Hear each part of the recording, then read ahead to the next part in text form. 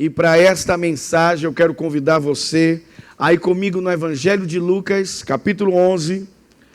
Eu vou ler este capítulo na nova versão transformadora NVT, mas a versão que você estiver aí, você me acompanhe, por favor. Lucas, Evangelho segundo Lucas, capítulo 11, a partir do primeiro versículo. E se você está comigo, diga em alto e bom som, reino. Ok, a Bíblia diz assim: certo dia, Jesus estava orando. O que Jesus estava fazendo, igreja? Ok, em determinado lugar. Quando terminou, um dos seus discípulos lhe disse: Senhor, ensine-nos a orar, como João ensinou aos discípulos dele. Jesus disse: orem da seguinte forma: Pai, santificado seja teu nome. Venha o teu reino. Dá-nos hoje o pão para este dia e perdoa nossos pecados, assim como perdoamos aqueles que pecam contra nós. E não nos deixe cair em tentação. E ele prosseguiu: suponha que você fosse à casa de um amigo à meia-noite para pedir 3 pães, dizendo: um amigo meu acaba de chegar para me visitar e não tenho nada para lhe oferecer. E ele respondesse lá de dentro: não me perturbe, a porta já está trancada e a minha família e eu já estamos deitados. Não posso ajudá-lo. Eu lhes digo que, embora ele não faça por amizade, se você continuar a bater a porta, ele se levantará e lhe dará o que precisa por causa da sua insistência. Quantos podem dizer glória a Deus? Ok, vocês já perceberam pela leitura do texto sobre que caminho nós vamos seguir.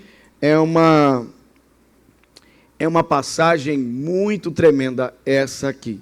E a primeira coisa que eu quero falar acerca desta passagem é que, apesar da Bíblia não dizer qual foi dos discípulos que fez esse pedido a Jesus, a Bíblia deixa claro que foi alguém que andava com ele e que não via Jesus simplesmente falando sobre oração. Era alguém que via Jesus orando. O próprio texto diz que o discípulo esperou Jesus terminar de orar, porque ele estava orando em determinado lugar. Quando Jesus termina de orar, então o discípulo faz um pedido. E o pedido do discípulo é bem claro. E aqui é onde eu começo. Ele não pede a Jesus para ensiná-lo o conceito ou a definição de oração. Ele não diz: Jesus, o que é orar? Ele não diz: Jesus, me defina a oração. Ele diz: Jesus, qual é o conceito de oração? Ele diz: ensina-nos a orar. Alguém pode dizer aleluia? E aí, João, tudo bem com você? Está na casa de Jesus? Sim? Você gosta de vir à casa de Jesus? Amém. Então continue vindo. Amém. Ok.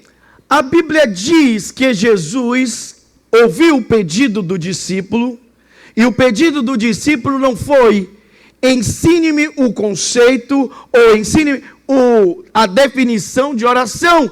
Ele diz: ensine-me a fazer o que o Senhor está fazendo. Vocês entendem a diferença? E aí eu volto, meu Deus, como eu estou feliz, gente, eu estou muito feliz, mas muito mesmo. E de onde veio a minha alegria? A minha alegria vinha do mesmo lugar que vinha de Jesus. Havia momentos que Jesus começava a falar e a Bíblia diz assim: então Jesus se alegrava no Espírito, porque ele percebia que Deus estava negando certas coisas aos entendidos, instruídos, sábios desse mundo, e estava dando, oferecendo aos seus pequeninos. Eu estou sentindo isso aqui, irmãos, desde a virada do ano. O Senhor tem conectado as suas palavras. Alguém pode dizer aleluia? E aqui novamente, Você não será lembrado pelaquilo que você sabe, você será lembrado pelaquilo que você faz. Amém? Já é forte isso, né? Mas tem um acréscimo. Pelaquilo que você faz de forma repetida. Conecta com o que Jesus fez agora. O discípulo não diz, simplesmente eu não quero uma definição de oração em minha cabeça. Eu não quero um conceito anotado em meu caderno. Eu quero fazer o que o Senhor está fazendo. Ensina-me a orar. Eu quero fazer a mesma coisa. Alguém pode dizer aleluia? Então diga assim comigo, eu serei lembrado pelas coisas que eu faço, não pelas coisas que eu sei. Pelas coisas que eu faço de forma repetida. Porque você nunca será lembrado pela coisa que você fez uma vez só. Foram por coisas que você fez e repetiu, até se tornar muito bom naquilo que você faz. Alguém pode dizer aleluia? E quantos aqui estão entendendo para onde o Senhor está nos levando? Diga amém. Ok. Então o discípulo disse, Jesus, ensina-me a orar. E algumas pessoas acreditam que quando Jesus começa a fazer o que nós chamamos da oração do Pai Nosso, Jesus estava dando uma oração para a gente repetir. E isso é um contrassenso. Porque quando você lê essa passagem, juntamente com as outras correlatas nos outros evangelhos, você vai perceber que Jesus disse, somente os homens gentios que não conhecem a Deus é que ficam repetindo palavras. Alguém está ouvindo ou não? Aí ele disse, então a oração aqui não era para você fazer uma repetição de palavras. A oração que Jesus está fazendo aqui está dentro da mesma ideia quando ele fala da repetição de palavras. Ele diz, você sabe qual é o problema de você repetir palavras? É que você repete palavras vazias. Então Jesus queria dar o que nós chamamos de... ele queria preencher as palavras com o conceito do reino. Alguém pode dizer amém? Porque senão, se ele só desse uma oração para você assim solta, nós íamos repetir a oração vazia, seremos igual aos gentios, que aprendem a sua religião, melhor, eles entram em uma religião, aprendem os dogmas daquela religião, ou os ritos, e começam a repetir os ritos. Nós não somos essas pessoas. Você não está aqui para aprender o rito e ficar repetindo de forma vazia. Não, tudo que fazemos na igreja, fazemos com entendimento. Fazemos porque sabemos o que estamos fazendo. Alguém pode dizer aleluia? Então vamos lá. Então Jesus aqui, como eu disse, ele não estava trazendo palavras para os discípulos repetirem. Ele estava preenchendo essas palavras com ideias, com conceitos do reino. E a primeira ideia que Jesus traz é que você deve chamar Deus de Pai. E não fique achando que isso é pouca coisa, porque os judeus não chamavam Deus de Pai. Não era hábito ou cultura dos judeus, dentro do judaísmo, chamar Deus de Pai. Apesar que muitas vezes no Antigo Testamento ele diz, eu sou seu pai, Jacó. Eu sou seu pai, Israel. Se eu sou seu pai, onde está a minha honra? Mas, culturalmente, os judeus tornaram Deus muito distante. O Deus muito longe. O Deus muito altíssimo. E que não deixa de ser o Deus altíssimo. Mas o Deus altíssimo desceu para se revelar como Pai através do seu Filho. E essa é a grande revelação. Jesus disse, só o Filho conhece o Pai, e a quem o Filho o quer revelar. Você tem a revelação do Pai, porque Jesus lhe revelou. Alguém pode dizer amém? Então diga assim comigo, chamar Deus de Pai. Ok. Então vocês entendem aí, já de cara, que a oração não está atrelada à sua religião. A oração está atrelada ao seu relacionamento. Porque se Deus é a figura do Pai, então a figura de relacionamento. Faz sentido ou não? Então ele diz, a oração é a maneira como você vai se relacionar com Ele. E era por isso que ele viu o filho orando. Faz sentido para vocês, sim ou não? O filho não entrou em uma religião para orar. O filho orava desde sempre. porque era a maneira do filho se relacionar com o seu pai. Agora, vamos lá. Ok, o filho está se relacionando com o pai. Qual é o primeiro pedido do filho? O filho diz, venha o teu reino. E aí, novamente, vemos a harmonia do que Jesus ensinava. Jesus disse em Mateus capítulo 6, verso 33, vou ler aqui na NVT, ele disse, busquem em primeiro lugar o reino de Deus e a sua justiça, então todas as demais coisas vos serão acrescentadas. Jesus, ele nunca inverteu a ordem, ele disse, quando você orar, peça primeiro o reino. Peça primeiro o quê? Por que primeiro o reino? Porque o reino lhe garante todas as demais coisas. Não é minha mensagem hoje aqui, não é onde eu vou me deter na mensagem aqui, mas rapidamente, depois que Jesus pede o reino, só depois que ele pede o reino, ele diz, então dá o pão de cada dia, perdoa os nossos pecados e não nos deixe cair em...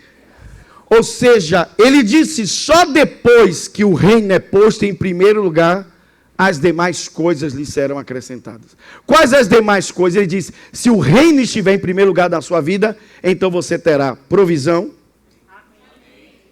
você terá provisão, você terá perdão e você terá proteção. Alguém pode dizer glória a Jesus? Então, irmãos, mas o que fazemos? Nós invertemos as coisas, nós estamos correndo atrás das outras coisas e queremos que ela nos dê o reino. Nunca vai acontecer. Eu busco em primeiro lugar o reino, então o reino me acrescenta as demais coisas. Alguém pode dizer aleluia? Alguém pode dizer glória a Deus? E não importa em que nível você esteja, ou melhor, não importa o tempo que você tenha de cristianismo, quanto tempo você tenha na igreja, isso nunca vai mudar para você. Sempre o reino vem em primeiro lugar. Posso ouvir um glória a Deus? Diga comigo, o reino vem em primeiro lugar. Ok. Está recebendo até aqui? Diga aleluia. Então diga assim comigo, o reino me garante todas as demais coisas. Então nunca mude a ordem, irmãos. Nunca inverta a ordem. É aquilo que os nossos papais e mamães nos ensinavam. Nunca coloque a carroça na frente dos bois. Não vai funcionar quando você muda a ordem. Quando você busca as outras coisas em detrimento do reino, então você começa a viver fora do que Deus pensou para você. Irmãos, deixa eu te dizer uma coisa rapidamente sobre o reino, que eu quero que você abra a sua mente. Como eu disse, não é onde eu quero me deter, mas eu não posso deixar de falar isso aqui. Quando você pega os evangelhos correlatos aqui, a passagem correlatas nos outros evangelhos, por exemplo, em Mateus, Jesus acrescenta dizendo, venha o teu reino e seja feita a sua vontade, como ela é feita no céu. Ok? A ideia que a gente tem é apenas, como eu disse, nós às vezes somos muito reducionistas. Nós lemos os textos bíblicos e porque já temos um conceito na cabeça, nós travamos naquele conceito e não deixamos Deus nos ampliar. Quando a gente ouve essa linguagem, seja feita a sua vontade aqui na terra como no céu, parece que estamos lidando apenas com as ordens de Deus, e que não deixa de ser verdade. De uma certa forma, o que Jesus está dizendo é que as suas ordens, os seus mandamentos sejam obedecidos na terra, como eles são obedecidos no céu. Nenhum anjo no céu diz, eu não vou fazer.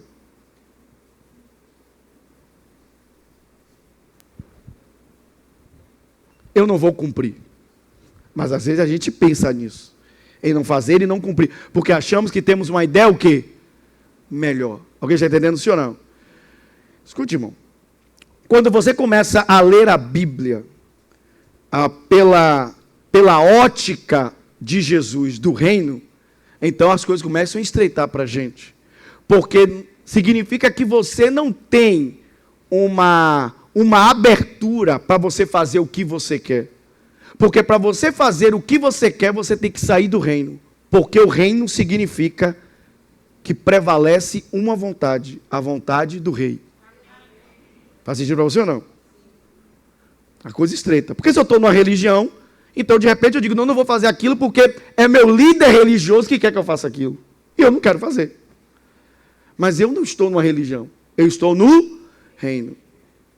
E ninguém diz não ao rei. Porque ele é o...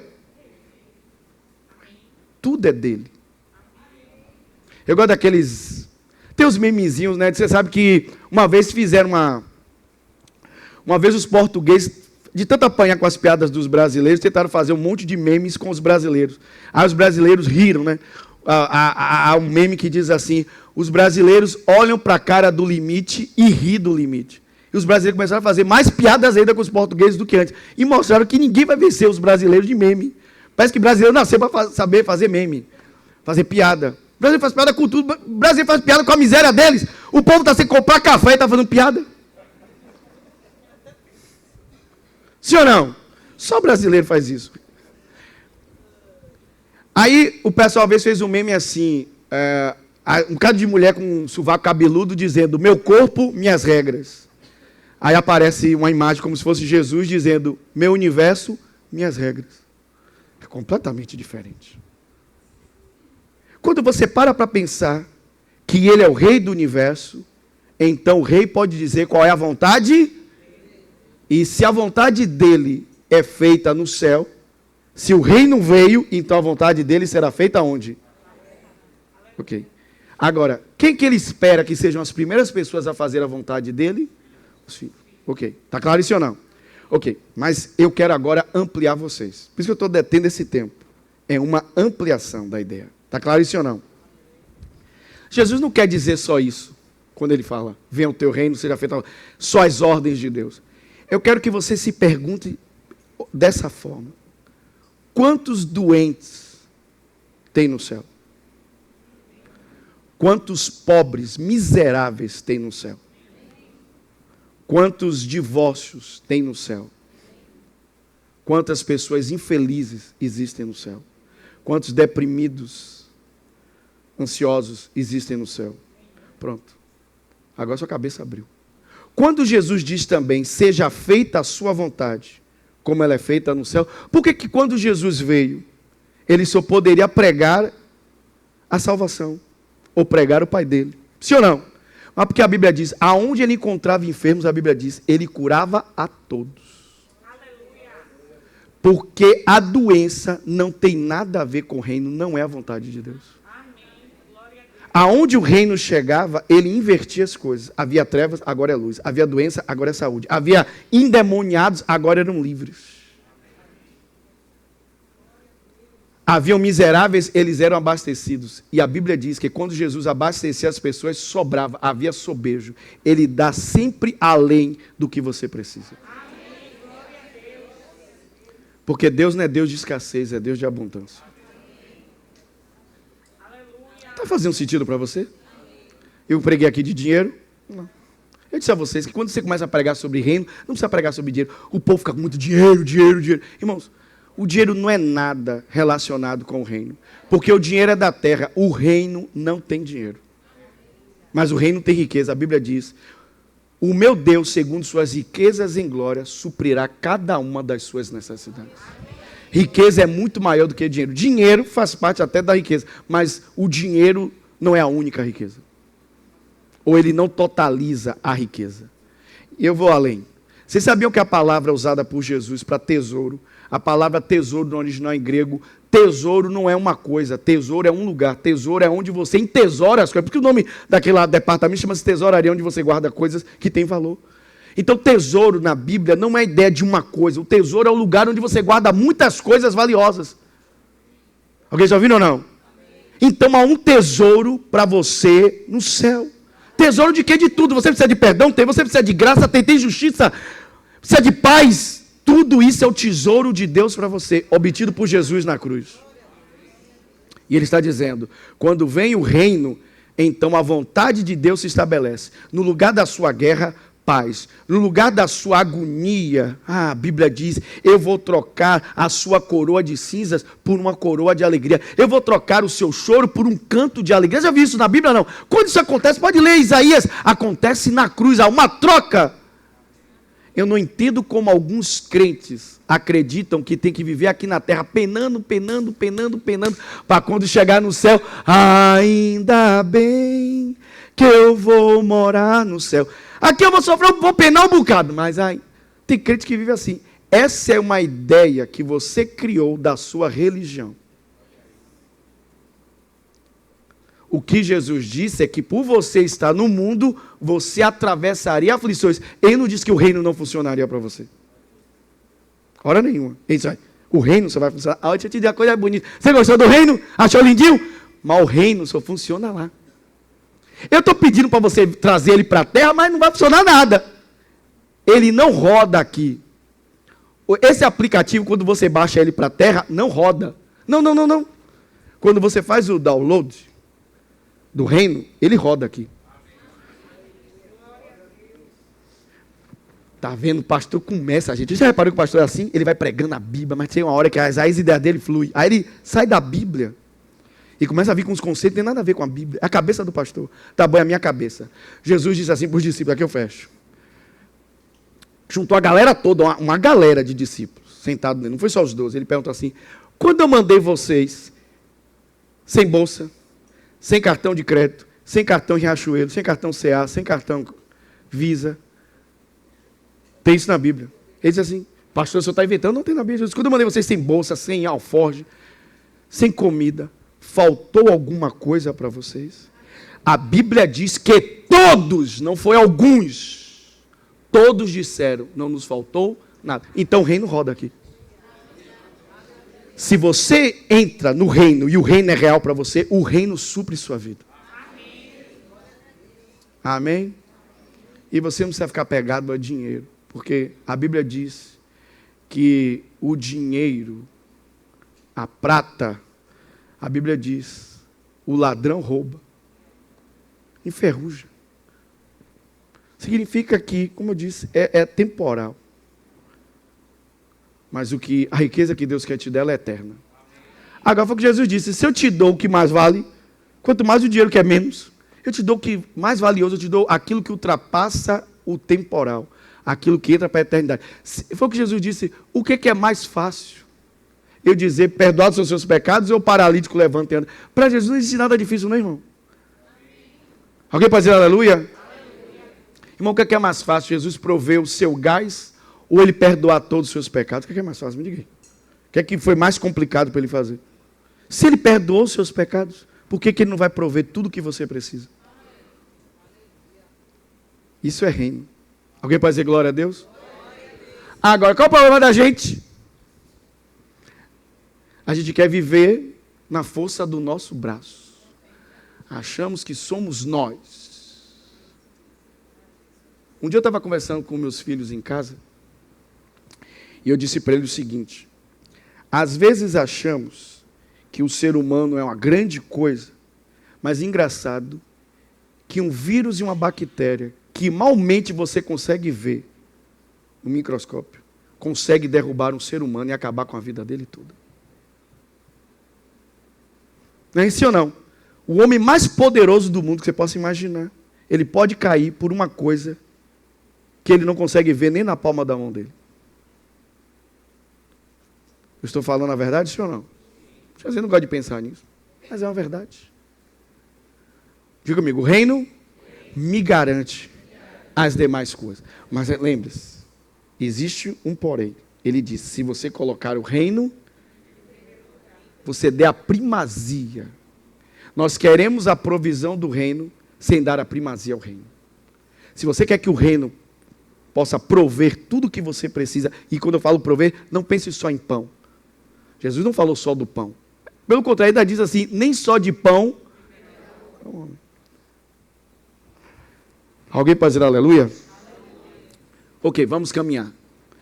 Jesus oferece um estímulo à oração.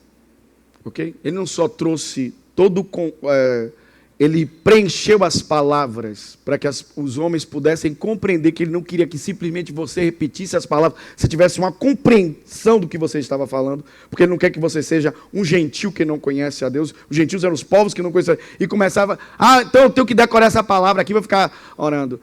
Que o Senhor me abençoe, aleluia, que o Senhor me abençoe. Porque você estava aí, não sei, o pastor mandou ficar repetindo, eu estou repetindo. Não. Você deve repetir a palavra, mas você deve repetir a palavra com entendimento, sabendo o que você está fazendo, sabendo o que você está dizendo, a base que você tem para falar aquilo. E era o que Jesus queria. Agora, Jesus também, ele deu um estímulo à oração. A Bíblia diz, em Mateus 7:7, na nova versão internacional, NVI, Jesus disse, o senhor me acompanha ou não? Ele disse, peçam e será dado. Eu gosto muito desse versículo. Peçam e será dado a vocês, busquem e vocês encontrarão, batam e a porta lhe será o quê? Diga comigo, pedir, buscar e bater. Diga comigo, pedir, buscar e bater. Ok, quando você volta lá para Lucas capítulo 11, Jesus não só preencheu as palavras com o entendimento, com a compreensão do reino, para que os homens pudessem não apenas simplesmente repetir a oração, mas saber qual era o conceito que estava ali, a importância de cada coisa ali em seu lugar. Jesus não só trouxe um estímulo para orar, porque ele disse, se você orar, eu quero te dizer, se você pedir, será dado o que você pediu. Se você buscar, você vai encontrar o que buscou. E se você bater na porta, a porta lhe será aberta. Ele não diz que você vai abrir a porta. Ele diz que você vai bater na porta. A porta lhe será aberta. Então diga assim comigo. Buscar, pedir e bater. Ok. Em Lucas 11, então, Jesus faz o seguinte. Uma outra coisa que eu sou apaixonado. Jesus trabalha com a imaginação dos discípulos, dos seus ouvintes. Jesus pinta um quadro. O que ele vem ensinando. E de repente ele pinta um quadro. Para quê?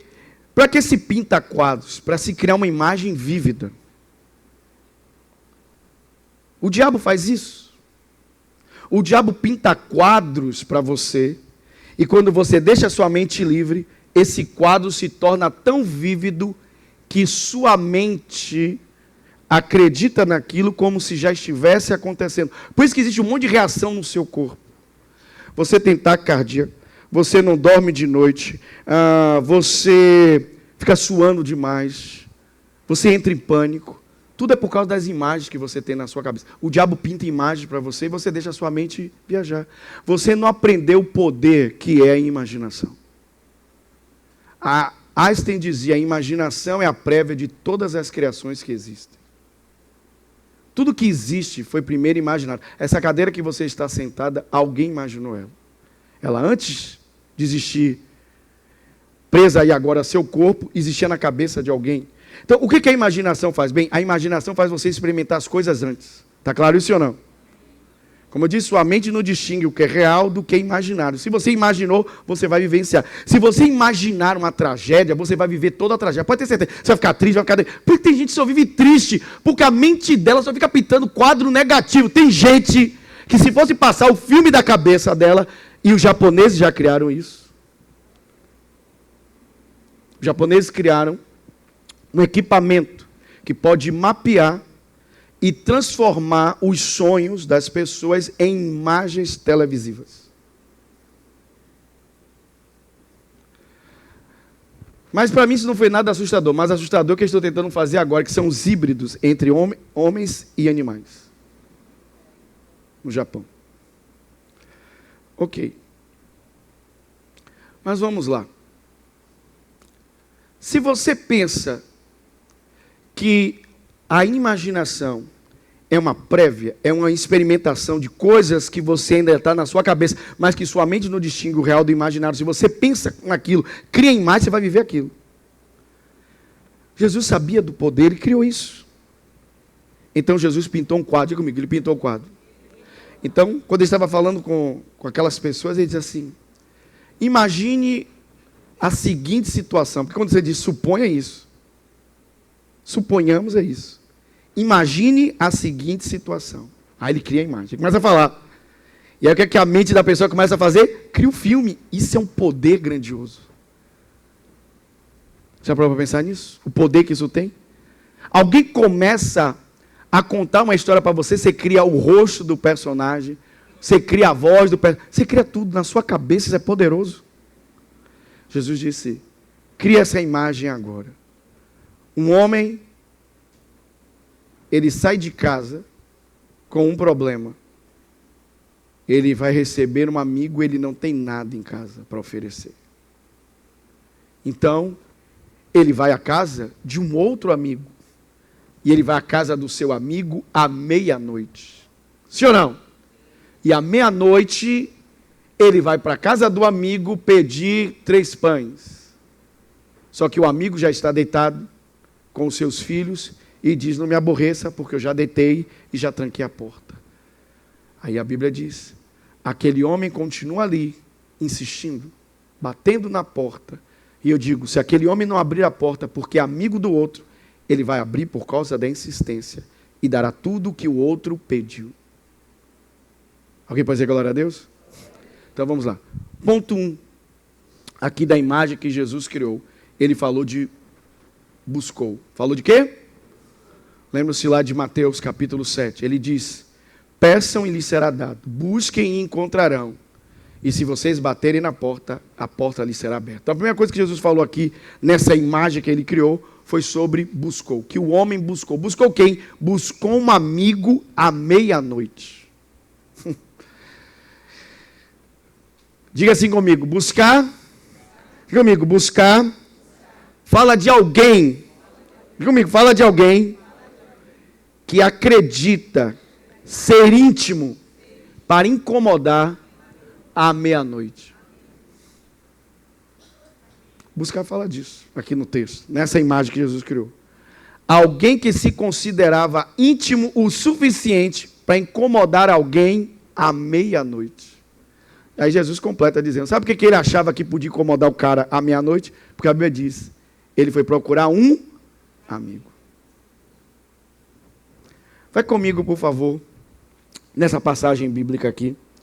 A Bíblia diz em Salmo 25, 14, NVT. Coloca aqui esse texto para mim. Olha o que a Bíblia diz, igreja. O Senhor é amigo dos que o temem, e Ele lhe ensina a sua aliança. O Senhor é amigo daqueles que o temem. Então, escute. Jesus cria uma imagem, preste atenção. O discípulo não disse: eu não quero aqui que você me dê a definição de oração. Eu quero que você me ensine a fazer o que o Senhor está fazendo. Eu quero aprender a orar. Jesus, então, começa a ensinar a orar. E ele diz assim: tá bom, eu vou pintar um quadro para você. Enquanto você ora, o que acontece é isso aqui. Enquanto você ora, a primeira coisa que acontece é que você vai em busca de um amigo que você é tão íntimo dele que você pode, entre aspas, incomodá-lo a qualquer hora. Eu vou repetir. Enquanto você ora, a imagem é essa. É de alguém que você pode buscar a qualquer hora, nem que seja à meia-noite, porque você é tão íntimo que você se sente livre para incomodá-lo a qualquer hora. Eu quero dizer que você é essa pessoa. Você, por meio de Jesus, se tornou amigo de Deus. A Bíblia diz que o sangue de Jesus destruiu toda a inimizade, porque éramos inimigos de Deus por causa dos nossos pecados. Mas Jesus tratou os nossos pecados na cruz, Ele perdoou todas as nossas ofensas e nos tornou amigos de Deus. Ok, agora que eu sou amigo de Deus, eu sou íntimo dEle. Agora que eu sou amigo de Deus, eu sou íntimo dEle. E eu posso falar com Ele a qualquer hora. Mas escute, preste bem atenção, aqui no texto, no andamento do texto. Antes da pessoa chegar naquilo que ele queria, ele chegou na pessoa. Ok? Ele queria os 3 pães. Mas ele não chega primeiro nos 3 pães. Ele chega primeiro na pessoa. Você nunca chegará primeiro naquilo que você quer. Você tem que chegar primeiro na pessoa. É o que a Bíblia diz em Romanos. Aquele que se aproxima de Deus, ou melhor, em Hebreus, aquele que se aproxima de Deus deve crer que Ele existe e que Ele é galardoador ou presenteador, recompensador daqueles que o buscam. Você não busca as coisas, você busca Deus. Você não busca as coisas, você busca Deus. Ele deve ser a sua busca. Agora, deixa eu te dar um estímulo. O Senhor disse, no livro do profeta Jeremias, ele disse: vocês me encontrarão se vocês me buscarem de todo o seu coração. Então isso é um estímulo. Significa que eu vou buscar não uma coisa, eu vou buscar uma pessoa. E eu vou encontrar essa pessoa. E eu posso buscá-lo a qualquer hora do dia ou da noite. E eu vou encontrá-lo. Alguém pode dizer amém? Então Jesus está dizendo, sabe por que eu oro? Ele disse, porque enquanto eu oro está acontecendo isso. Eu estou indo buscar um amigo que eu encontro a qualquer hora do dia. Não importa se eu estou orando de manhã cedo, de madrugada, se eu oro no meio da noite, se eu oro no meio da rua. Eu já contei isso para vocês. Uma vez eu chorei, porque eu estava sentindo uma presença muito forte do Espírito Santo. Eu estava começando a chorar e... não sei, talvez se você esteja ouvindo isso, talvez se você nunca passou, pode achar isso estranho. Você sentir vontade de chorar, mas não é por tristeza. É porque é uma companhia tão santa e tão maravilhosa que você se sente constrangido por ela estar ali. E de repente eu comecei a chorar e eu disse assim, Senhor, eu vou pegar o carro, vou voltar para casa. Eu vou entrar no meu quarto e eu vou orar. E de repente eu senti aquele impacto. E eu disse, Senhor, me perdoe. Eu estou sendo tão religioso. Se o Senhor está me visitando aqui agora no meio da rua, eu posso falar com o Senhor aqui mesmo. Eu não preciso esperar chegar em casa. Alguém está ouvindo ou não? E ali mesmo onde eu estava, comecei a orar. Não olhei para chamar a atenção de ninguém, você não precisa chamar a atenção de ninguém, não. É você e Deus. Você é Deus. E ali o Senhor me visitou e me entregou o que Ele queria naquele dia. Porque você nunca sairá da presença de Deus de mãos vazias. Jamais. E quando eu falo lhe entregou, gente, por favor, não ache que eu recebi um bolo de dinheiro naquele dia. A gente fica pensando que, como se Deus fosse um gênio da lâmpada, que eu esfrego uma lâmpada e Deus está ali para satisfazer os meus desejos. E meu irmão, vou ser sincero. As melhores coisas que Deus nos entrega não são coisas materiais. Não são. Há momentos que você recebe uma palavra e você diz, Senhor, obrigado. Era tudo que eu precisava. Eu só precisava ouvir esta palavra. Aí sim, você sai dali parecendo com as maletas cheias de dólares. Alguém pode dizer aleluia? Agora escute, para a gente continuar. Vocês percebam aqui no texto, que o texto está dizendo que Jesus está pintando uma imagem, um quadro vívido. E tudo aquilo que eu vivencio, que eu experimento, para mim é real. Faz sentido para você ou não? Então Jesus pintou o quadro para os discípulos dizendo, olha, a oração é tão real quanto você ir na casa de um amigo, à meia-noite, pedir a ajuda dele. Quando você ora, você está indo à presença de um amigo. E você pode buscá-lo qualquer tempo. Em qualquer tempo. Alguém pode dizer aleluia? Agora não me responda. A gente fica dizendo, oh, glória a Deus. Aleluia. Oh, meu Deus, somos tão gospel. Meu Deus, aleluia. Os crentes aprenderam a falar aleluia, a falar glória a Deus. Que maravilha, que bom de falar essas coisas. Quando a gente ouve, você pode falar com Deus a qualquer hora, porque Ele é seu amigo. Você pode bater na porta dele à meia-noite. Aleluia. A pergunta é, e você ora? Porque você tem a oportunidade de falar com aquela pessoa a qualquer hora do dia. A pergunta é, em algum momento do seu dia você ora? Essa é a questão. Você tem um privilégio que você não usufrui. No fim das contas, você não passa de um mendigo espiritual. A sua escassez em qualquer área da sua vida está passando por causa dessa falta de busca a Deus. Nós podemos até entrar na presença de Deus escassos, mas nunca saímos escassos. Sempre o Senhor nos preenche, nem que seja de esperança, dizendo: aguarde, eu vou fazer. Amém?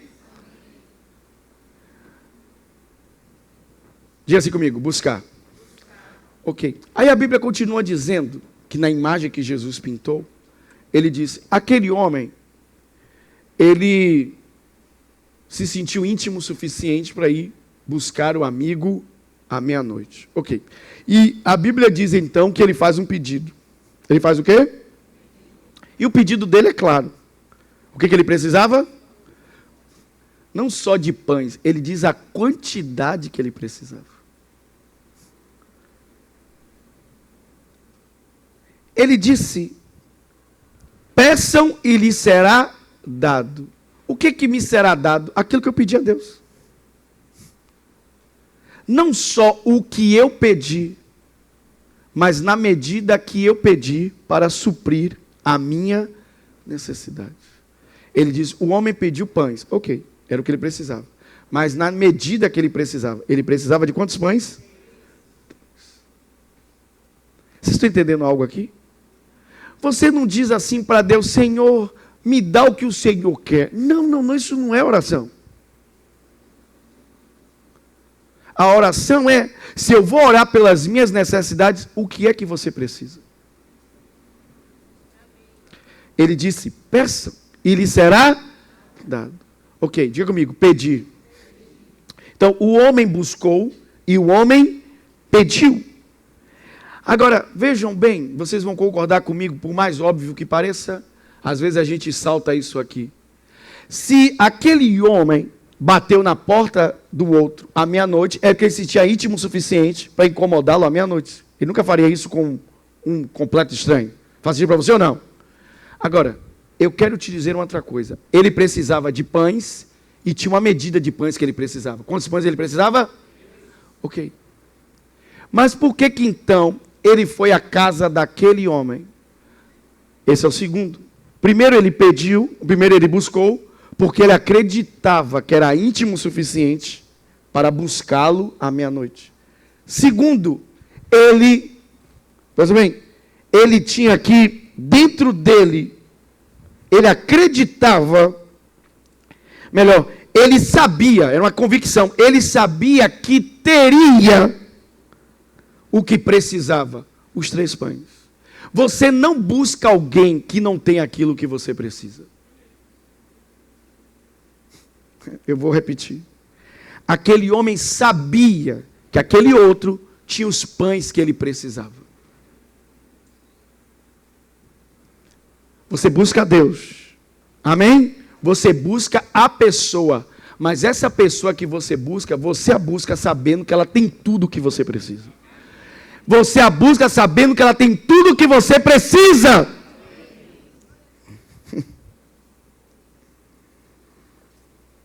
Ela tem tudo. Ela tem absolutamente tudo o que você precisa. Eu quero te mostrar um texto belíssimo. Vai comigo em Salmos. Salmo de número 145, verso 15 e verso 16, NVT. Põe aqui para mim, por favor. Olha esse texto. Você busca a pessoa, mas você tem que saber, ter a convicção de que essa pessoa tem aquilo que você precisa. Ok, vamos lá. Salmo 145, 15, NVT diz assim: os olhos de todos estão voltados para ti.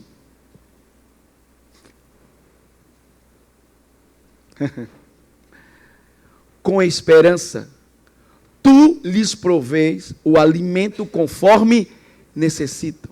Verso 16. Quando abres tua mão, satisfazes o anseio de todos os seres vivos.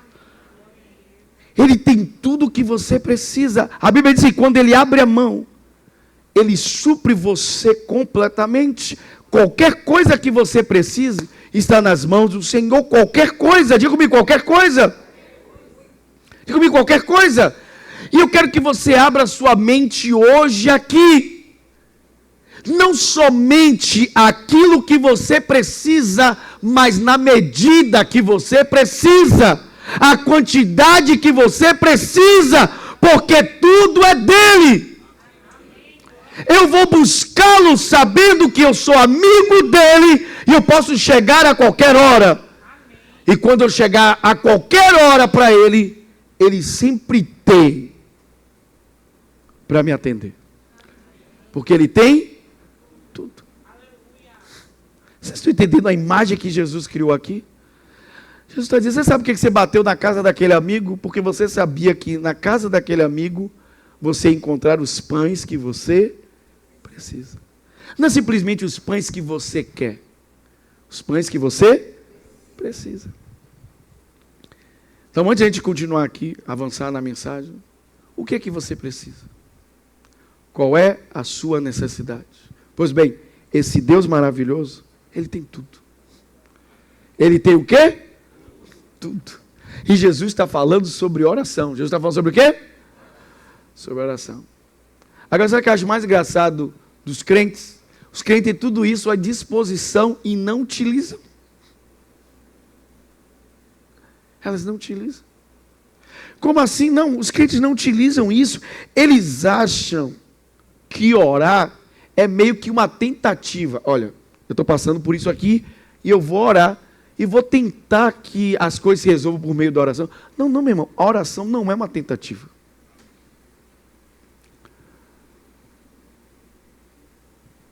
Jogar no tigrinho é uma tentativa.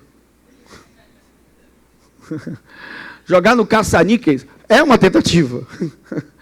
E você conversa com qualquer cara de estatística, ele vai te dizer que é mais fácil um raio cair na sua cabeça, a estatística mostra que é mais fácil um raio cair na sua cabeça do que você acertar na Mega Sena.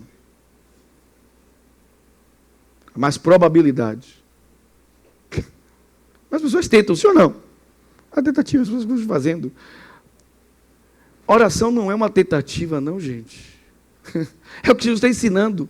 Não é uma tentativa, eu não estou tentando ver se aquilo ali dá certo. Não, não, não. Jesus disse: vocês vão pedir e o meu Pai vai atender vocês, porque eles sabem tudo que vocês precisam, até mesmo antes de vocês pedirem.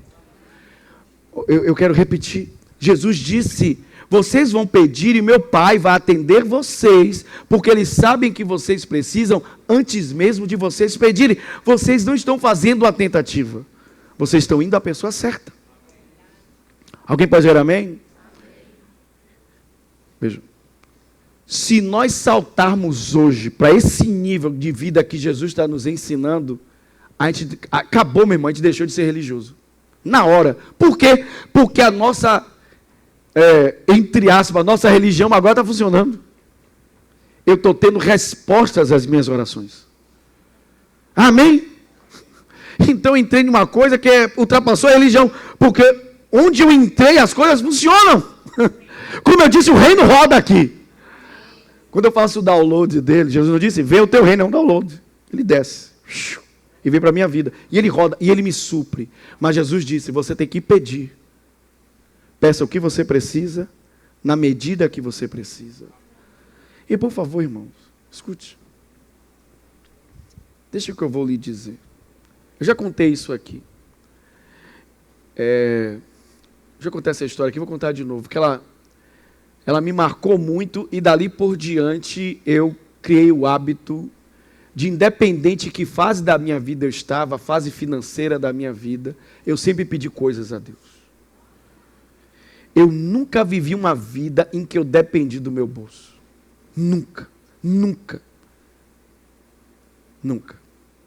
Eu lembro que uma vez eu estava ouvindo um pastor, ele estava dando uma palestra, uma palavra, e ele disse que ele viveu uma época da vida dele, no início da vida dele, assim, com muita escassez, com muita falta. E ele entrou no evangelho, começou a aprender essa questão de você ir a Deus para apresentar as necessidades. Ele se ajoelhava e ele dizia assim: Deus, eu estou precisando de um sapato. E ele orava e falava com Deus. Aí diz que pouco depois as coisas se moviam e alguém dizia assim: olha, eu senti no meu coração lhe dar um sapato, e dava um sapato para ele. Algum tempo depois alguma outra coisa acontecia e alguém dava uma oferta para ele e era o valor exato do sapato que ele precisava comprar. Ele começou a viver assim. Aí passou um dia, ele estava no quarto dele orando, ele já estava vivendo uma outra vida, ele já tinha prosperado. E Deus chegou no quarto e disse: eu estou muito triste com você. Aí ele disse: Deus, o Senhor está triste comigo porque que pecado eu cometi? Aí ele: eu estou muito triste com você. Ele disse: Deus não é justo, eu passo a minha vida aqui no meu quarto orando e o Senhor está triste comigo. Ele disse: eu estou triste com você, porque hoje você depende só de você. Quando você começou, você vinha a mim me pedir as coisas. Eu não me lembro da última vez em que você me pediu algo.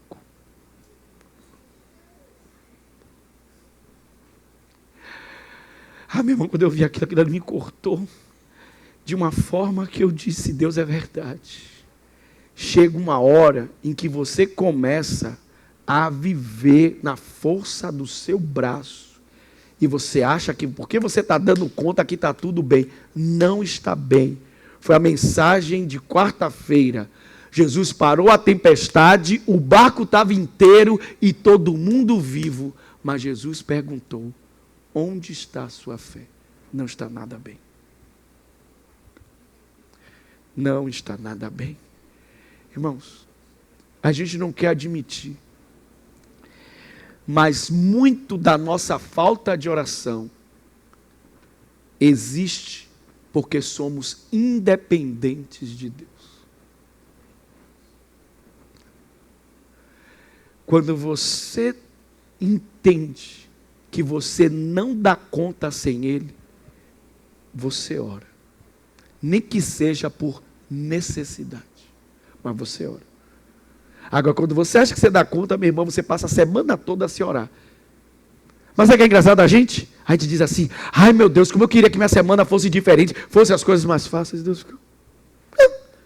Engraçado, né, criatura? Eu estou aqui, todo poderoso para te ajudar, e você está a semana toda tentando dar conta por sua força. E como é que você queria que sua semana fosse mais fácil? Sabe uma coisa que eu aprendi sobre inteligência? É que a inteligência me faz associar coisas, mas a sabedoria me faz eu descobrir coisas que ninguém associou para mim. E uma delas é que Deus pode encurtar caminhos para você. Alguém pode dizer aleluia? Alguém vai dizer glória a Deus? Então diga assim comigo: pedir. Ok. Deus está falando com você, diga aleluia. Ok.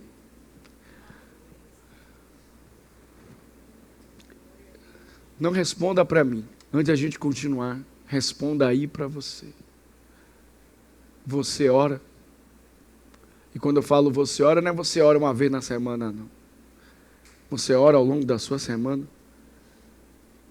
Você tem seu tempo com Deus? E lembre-se, o texto diz que ele começou buscando. Quem busca não busca uma coisa, buscou uma pessoa, buscou o amigo. E só depois que ele buscou o amigo, foi que ele fez ao amigo um pedido. Está claro isso ou não? Foi depois que ele buscou o amigo que ele fez um pedido. Mas ele não só pediu o que queria, ele pediu o quanto ele precisava. Deixa eu dar um outro exemplo para vocês. Não sei se vocês já ouviram isso, mas eu vou contar. Antes de eu continuar, me ver essa ilustração aqui. Porque tem gente aqui de todos os níveis, né? Uns com mais tempo de igreja, outros com menos tempo. Alguns já ouviram, outros não. Vai ser enriquecedor para alguém. Uma vez eu estava ouvindo o testemunho do David Young Show. E ele precisava se deslocar. E ele pediu a Deus uma bicicleta. E ele foi orando, orando, e o tempo foi passando e nada a bicicleta chegar. Aí um dia, ele estava no seu momento ali, de intimidade com o Senhor, e o Senhor lhe disse: David, você sabe por que sua bicicleta não chegou? Aí ele disse: não. Aí ele: por que, Senhor? Ele fez: porque eu não sei que bicicleta lhe dá. Aí, como assim, Senhor? Ele disse: você nunca me falou dessa bicicleta. Aí ele: Senhor, eu preciso de uma bicicleta. Ele disse: não. Se você não me diz como você quer a bicicleta, como é que você vai saber que fui eu que lhe dei?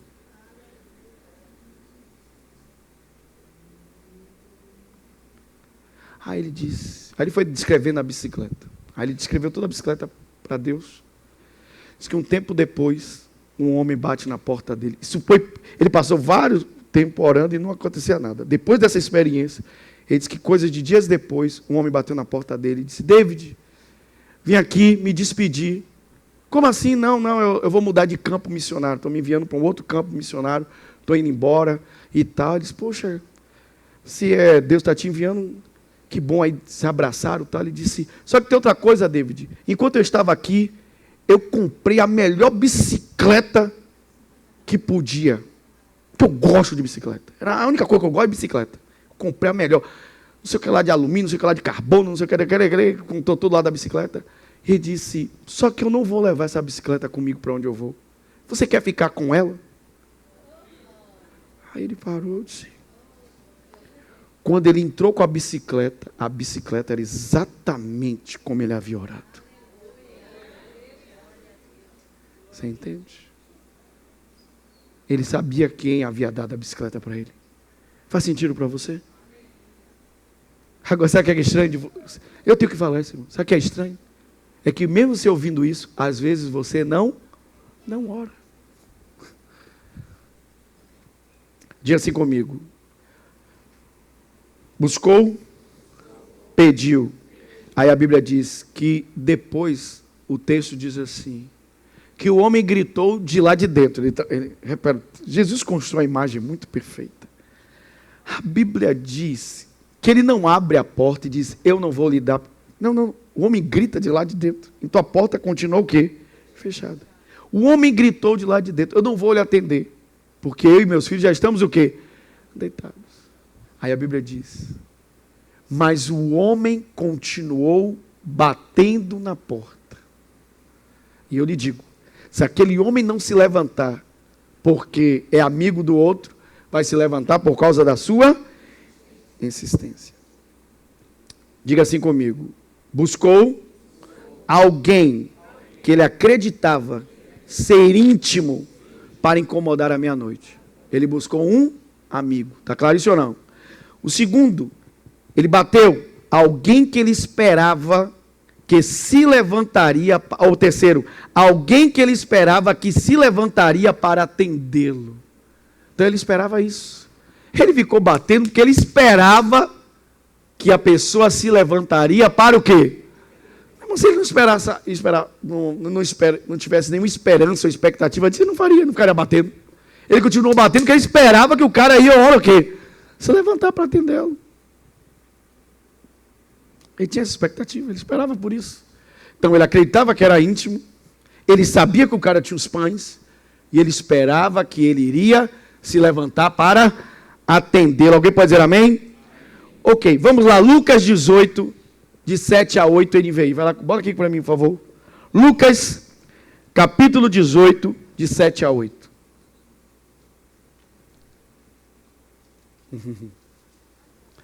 Vou conectando os pontos aí. Acaso Deus não fará justiça aos seus escolhidos? Diga comigo, sou eu. Diga comigo, sou eu.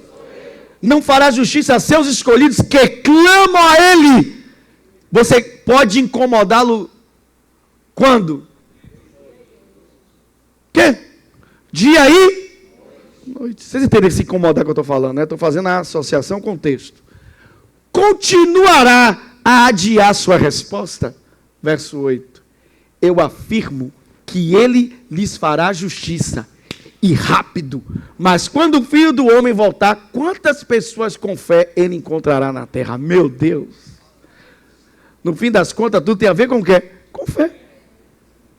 Ele disse, você acha que Deus, se você clamar a Deus de dia e de noite, Ele vai adiar a resposta dele? Pois eu digo a vocês que Ele vai fazer justiça e fará rápido. Essa é a sua fé? É isso que Ele está dizendo, você tem que ter essa fé. De que Deus não apenas lhe ouve, Ele lhe atende. Era a expectativa daquele homem, ele bateu, continuou batendo na porta porque meu amigo lá dentro vai me atender. Você tem que ter essa expectativa. Deus não apenas ouve o seu pedido, Ele atende o seu pedido. Alguém pode dizer aleluia? Mas lembre-se, o princípio é você colocou o reino em primeiro. Você colocou o reino em primeiro o quê? Lugar. Ok. Diga comigo. Ele bateu. Combina com Mateus 7,7? Exatamente. Jesus diz: peçam e lhes será dado. Busque e vocês encontrarão. E se você bater na porta, a porta lhe será. Ele não podia abrir a porta. Quem tinha que abrir a porta era o amigo pelo lado de dentro. Faz sentido para você ou não? Ele não podia abrir a porta, mas ele podia o quê? Irmão, você não precisa fazer o milagre. Quem faz o milagre é Deus. O milagre é dele. Mas a oração é sua. O pedido é seu. O clamor é seu. A busca é sua. Aí Jesus disse, agora, deixa eu te ensinar um segredo. Jesus disse, o segredo é a insistência. Diga comigo, o segredo é a insistência. Ok. Qual é o segredo? Aí eu fui procurar aqui, dentre muitas aqui opções que eu tinha, eu fui procurar aqui um conceito para a insistência, antes de eu ler o texto bíblico. Diz assim, ato de insistir, de manter ou repetir uma ação. Te lembra alguma coisa? Vou dizer novamente. Ato de insistir, de manter ou repetir uma ação. Na hora que eu estava lendo isso, eu disse, meu Deus, que tremendo. Aí na mesma hora veio no meu espírito. O ato de insistir com o erro é teimosia. O ato de insistir com um acerto é perseverança. Alguém pode dizer aleluia? Deixa eu te mostrar esse texto aqui.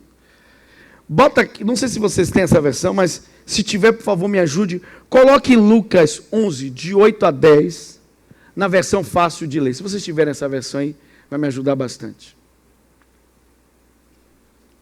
Versão fácil de ler, Lucas 11, de 8 a 10.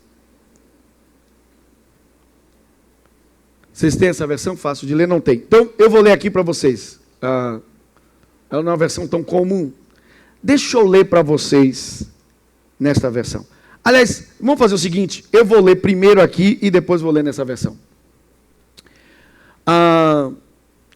Vamos ler aqui nessa versão. Diz assim, eu lhes digo que, embora ele não faça por amizade, se você continuar a bater a porta, você tem que continuar. Ele se levantará e lhe dará o que precisa por causa da sua o quê? Por causa da sua o quê? E você já aprendeu que insistência significa repetir uma ação ou um comportamento. Você precisa repetir. Diga comigo, repetir. Agora vamos lá. Vou ler na versão fácil de ler. Só escutem. Sejam ministrados. Diz assim, é o mesmo texto. Eu lhes digo que, mesmo que ele não se levante para lhe dar alguma coisa por ser seu amigo, ele se levantará e dará tudo o que você precisa, por causa da sua insistência que não conhece limites. Por isso eu lhes digo, não desistam de estar sempre pedindo, porque Deus lhe dará. Não desistam de estar sempre procurando, porque vocês acharão. Não desistam de estar sempre batendo na porta, porque Deus lhes abrirá a porta, pois todo aquele que fica pedindo recebe, todo aquele que fica procurando acha, e a porta se abre para todo aquele que fica batendo. Diga assim comigo, aleluia. Então diga assim comigo, insistência. Aí eu volto, vocês entendem por que eu estou feliz? Porque eu volto no tempo, e quando a virada do ano chegou, Deus me disse, a tônica para esse ano é consistência. É você começar as coisas e permanecer. Posso ouvir glória a Deus? Porque eu sei que tem gente na virada, eu já disse, gente, eu já sou crente há um tempinho bom já. Quando eu me converti, a seleção brasileira de futebol era a seleção. Eram os melhores jogadores no mesmo lugar. Quando eu me converti, Xuxa ainda descia na nave espacial. Quando eu me converti, acho que Praga ainda estava vivo. Gente, eu já tenho um tempinho de crente já. E deixa eu te dizer uma coisa. Quando chega na virada do ano, os crentes de Jesus, estou aqui, Senhor. É 2025, meu pai está chegando. E eu lhe faço um voto, esse ano eu vou orar, papai. Aí Jesus disse, que eu me lembro, você fez essa mesma promessa de 23 para 24. Foi assim mesmo. A mesma promessa. Tem um bocado de crente aqui, pagador de promessa. É só pagador mesmo, porque... Rapaz, os crentes fazem a promessa lá, Jesus, eu vou te buscar, vou orar. Esse ano vai ser o ano da minha busca. Eu vou buscar Deus. Senhor, eu prometo. Pelo menos uma vez por mês eu faço o meu jejum, Jesus. O que eu me lembro, você também fez esse voto ano passado. E aí vai, meu irmão, os crentes fazem voto de tudo, meu irmão. Faz voto de tudo. Só que sabe qual é o problema da gente? Nós não temos consistência. Nós não temos perseverança. Nós não persistimos com as coisas. Começamos e não damos o quê? Continuidade. Eu posso falar mesmo? Posso falar abertamente? Nós vivemos uma geração que o pessoal começa a frequentar a igreja por um tempo, depois larga. Para de frequentar. O pessoal começa a estudar a Bíblia, começa a se desenvolver na palavra. Depois de um tempo, a pessoa está vivendo uma vida completamente longe daquela palavra que vive. Sim ou não? É como se nunca nem tivesse estudado a palavra. As pessoas hoje fazem uma vida... e existe... Você sabe que eu gosto de estudar neurociência? Existe algo hoje que é o vício da dopamina. E uma das coisas que ajudou você a viciar em dopamina foi seu smartphone. Você pega o smartphone aqui, aí você pega seu feed aqui, aí você vê uma coisa que lhe agrada. Aí você começa a liberar dopamina ali. Só que se aquele vídeo ou aquela coisa for longo demais, você não tem mais paciência. Porque, como eu disse, você está sendo treinado para a distração e não para a concentração. E como a dopamina, ela sobe e baixa, então você quer mais outra dose. Então você passa o feed para a próxima notícia que vai subir sua dopamina. E aí você fica. E de repente, quando você viu, seu tempo passou e você ficou minutos, às vezes horas ali, passando seu feed ali. É a geração da dopamina. Você sabe que casamentos acabam, muitas vezes, nessa geração? Porque você acha que a sua esposa vai levantar sua dopamina o tempo todo. Que ela existe só para lhe dar prazer. E isso não é uma verdade. Ela é uma pessoa com limites igual a você. Com limitações igual a você. E se você casar para sua mulher lhe fazer feliz, tu tá lascado. Tu tá lascado. Tem muita gente assim. Tudo, Irmão, já disse a vocês, se um filho chegar para o pai e dizer assim, pai, me deixe ser feliz. Aí então tá bom, se meu filho disser assim, pai, hoje eu vou fumar maconha para me fazer feliz, eu vou deixar meu filho fumar maconha. Porque vai fazer ele feliz? Essa é a geração da dopamina. Eu quero tudo que me faz o quê? Assinado Satanás. É um pensamento do diabo. Eu quero tudo que me faz o quê? Meu irmão, nem tudo que ele faz feliz lhe dá prazer é bom. Meu irmão, você sentar na frente de uma mesa e comer um pratão de comida pode lhe fazer feliz, mas pode ter certeza que depois vai te fazer mal. E se você fizer isso, a repetição disso ao longo prazo, vai lhe adoecer. Sim ou não? Então, meu irmão, nem tudo que lhe dá prazer vai ser bom para a sua vida. Agora eu lhe pergunto, sejam sinceros. Falando da dopamina, o que lhe dá mais prazer? Passar seu feed de notícias ali? Ou você se ajoelhar no seu quarto para orar? Então, se você esperar por prazer para orar, você não vai orar nunca. Hoje você tem que tomar uma decisão, se tornar um crente maduro. Deus não tem filhos meninos, criança. Você quer uma prova disso? Em primeiro lugar, quando Deus criou Adão, Deus criou uma criança ou criou um homem adulto? Porque Deus não tem filhos meninos. Quando a Bíblia diz que Deus nos adotou, a palavra ali, adoção, não é como no Brasil, que você adota uma criança. Não, ali não é que essa ideia. Ali a ideia de adoção é que você foi transformado em um filho de Deus. Você agora é filho dele. Mas um filho adulto, que tem que dar conta da sua vida. Alguém está ouvindo ou não?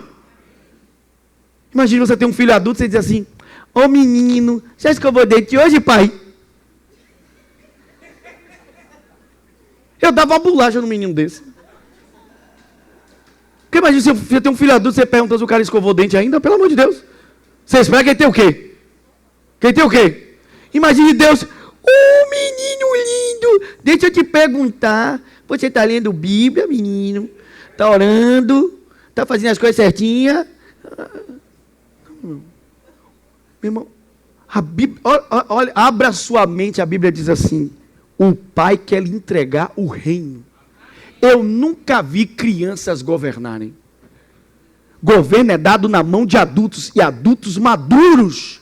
Deus quer que você dê conta das coisas, que você dê conta da sua vida de oração, da sua vida de palavra, para Ele lhe entregar coisas, Ele lhe confiar coisas. Ele lhe confiar a revelação da palavra e dizer, meu Deus, eu nunca entendi a palavra como entendo agora. Eu tenho compreensão do reino de Deus. Eu oro e vejo coisas acontecer. E sabe mais? Isso é um testemunho que pessoas vão te procurar e vai dizer, ore por mim. Alguém pode dizer aleluia? Porque quando você ora, as coisas acontecem.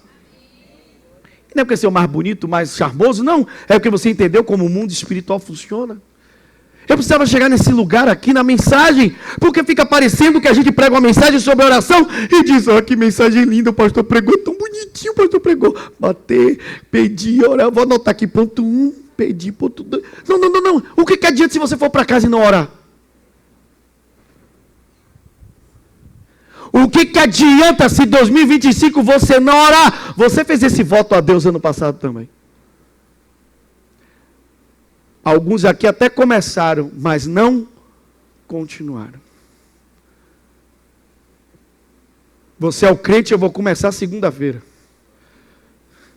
E toda vez é segunda-feira, e nunca começa.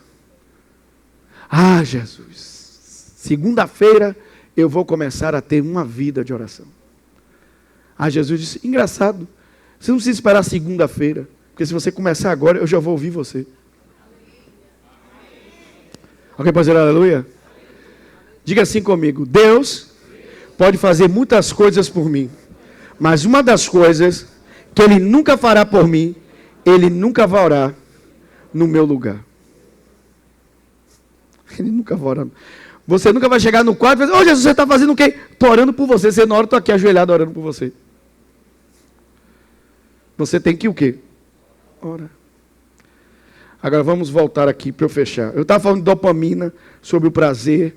Se você comparar o prazer que dá o seu celular e ajoelhar no quarto, obviamente que passar o feed de notícia é mais prazeroso do que se ajoelhar. Então se você esperar ter um prazer para orar, você não vai orar nunca. Agora, onde chega o momento do prazer na oração? Vocês querem saber ou não? E quando eu falo prazer, não é o prazer espiritual, é o prazer físico mesmo, químico que Deus criou. Deus deu prazer. Meu irmão, você já parou para pensar que Deus podia não colocar prazer na comida, você só comeria por nutrição? Mas reparou que comer é prazeroso, sim ou não? Porque Deus quis que fosse prazeroso. É como o relacionamento do casal. Deus poderia ter o relacionamento do casal só para procriação, não. Mas não há um prazer no contato físico do homem e da mulher, sim ou não? Porque Deus criou assim, Ele criou o prazer. Faz parte da vida. Onde existe o prazer na oração? Na recompensa.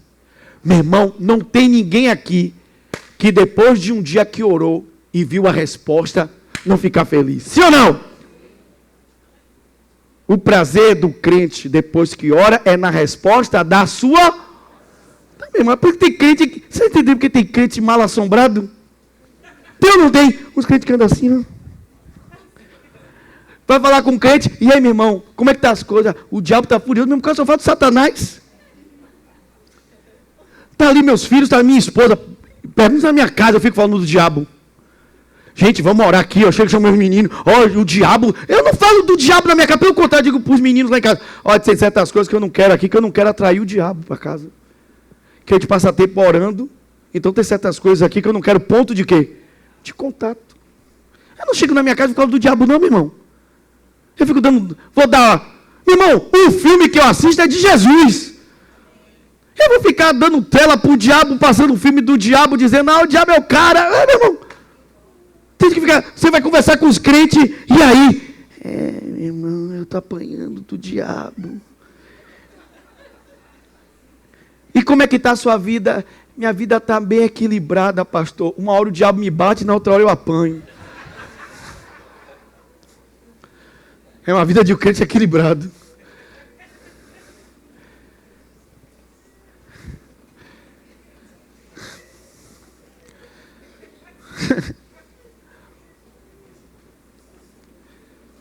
Porque, vocês entendem por que alguns crentes são mal assombrados, assim, são todos para baixo?